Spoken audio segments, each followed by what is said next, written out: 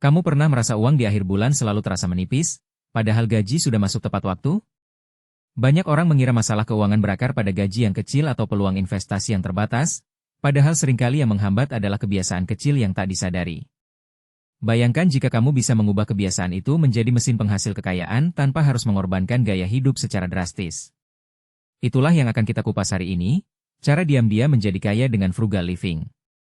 Saya akan mengajakmu menelusuri definisi frugal living, menguak bagaimana pola hidup sederhana dapat menambah aset, lalu memberikan 3 strategi harian yang mudah diimplementasikan, langkah demi langkah membangun sistem tabungan otomatis, pilihan investasi yang cocok untuk pemula, serta cara memantau progres lewat dashboard minimalis. Di akhir video, saya harap kamu tidak hanya mengerti konsepnya, tetapi siap menekan tombol play pada perubahan nyata dalam hidupmu. Frugal living, atau hidup hemat, bukan berarti menutup diri dari kenyamanan atau hidup dalam kelaparan. Ia lebih tepat dipandang sebagai seni mengoptimalkan pengeluaran sehingga setiap rupiah yang keluar memberikan nilai maksimal, sekaligus menyisakan ruang bagi pertumbuhan aset. Pada dasarnya, frugal living menekankan pada 3 prinsip, mengidentifikasi kebutuhan versus keinginan, menekan biaya yang tidak memberikan manfaat jangka panjang, dan mengalihkan selisihnya ke instrumen yang dapat menghasilkan. Dampaknya pada akumulasi kekayaan sangat signifikan. Ketika kamu berhasil menahan pengeluaran harian sebesar 10 hingga 20%, uang yang biasanya hilang di kantong kini dapat bertransformasi menjadi dana darurat, investasi, atau modal usaha. Seiring waktu, efek bunga majemuk pada dana yang terus bertambah akan melampaui pertumbuhan pendapatan biasa, sehingga kamu dapat melangkah menuju kebebasan finansial tanpa harus menunggu kenaikan gaji atau bonus besar. Masalah yang paling umum dihadapi banyak orang dewasa usia 25-45 tahun adalah kebingungan antara menghemat dan mengurangi kualitas hidup.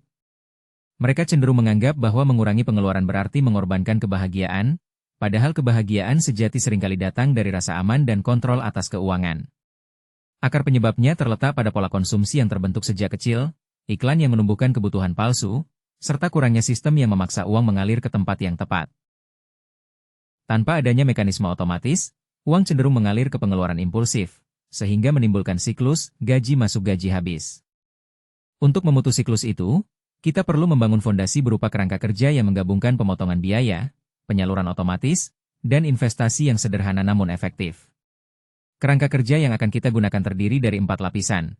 Pertama, identifikasi dan eliminasi pengeluaran tidak esensial. Kedua, penciptaan aliran dana masuk ke rekening tabungan secara otomatis. Ketiga, penempatan dana tersebut ke instrumen investasi yang mudah diakses. Keempat, pemantauan progres secara visual agar motivasi tetap terjaga.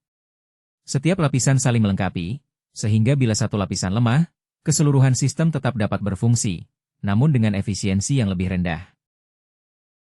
Mari kita mulai dengan 3 strategi harian yang dapat langsung kamu terapkan. Strategi pertama berfokus pada makanan dan minuman.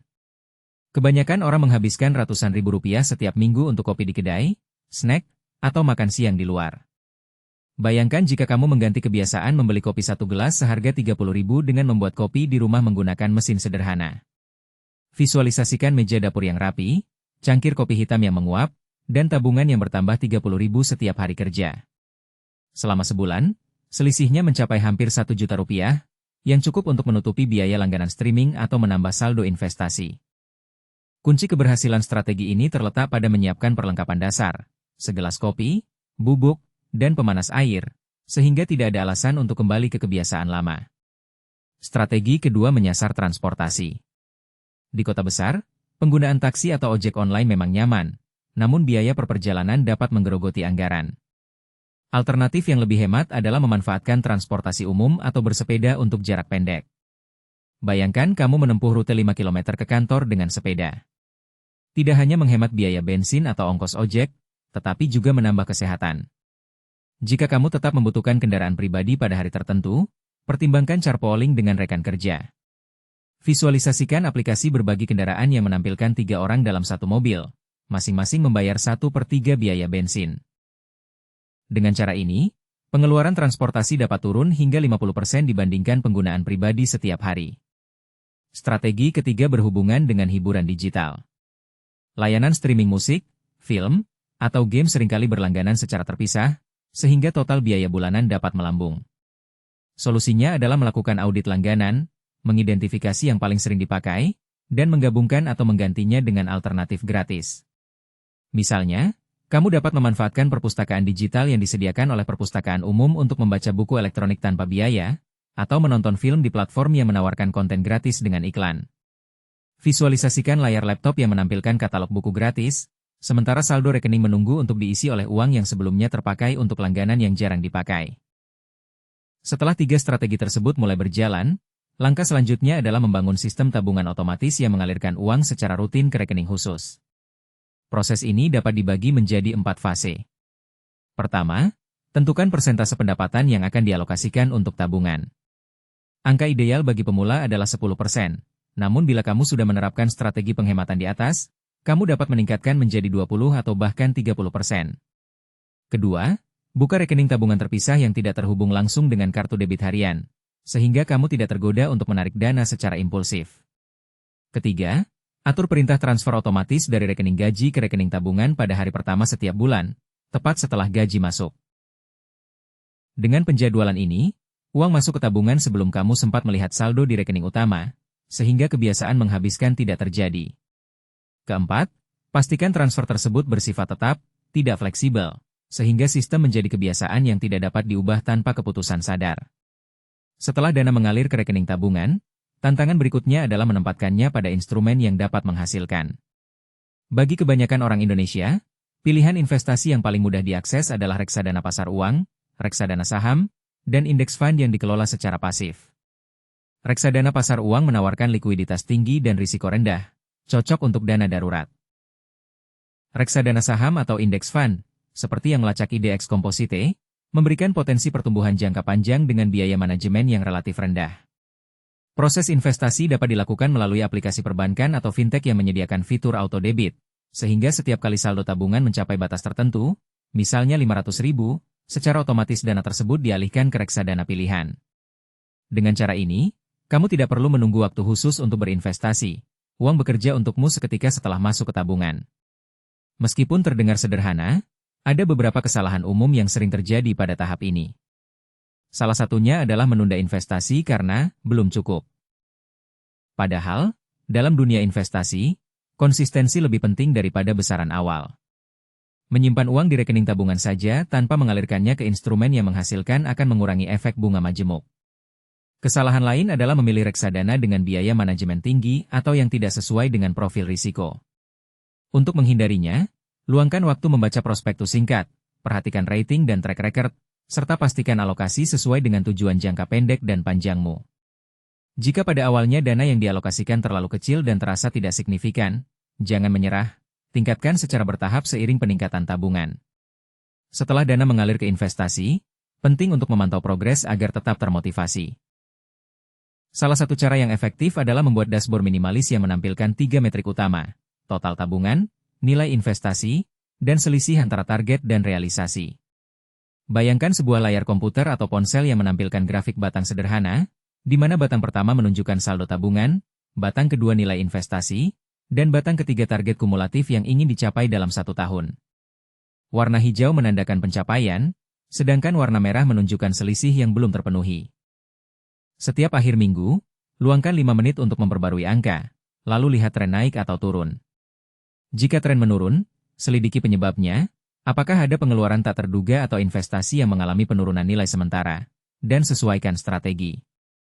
Visualisasi sederhana ini tidak hanya memberi gambaran jelas tentang kemajuan, tetapi juga menumbuhkan rasa pencapaian yang memperkuat kebiasaan baik. Sebagai contoh nyata, mari kita ikuti perjalanan seorang karyawan bernama Rina yang berusia 30 tahun. Rina memiliki gaji bersih 8 juta per bulan dan sebelumnya menghabiskan 2,5 juta untuk kopi, transportasi, dan langganan hiburan.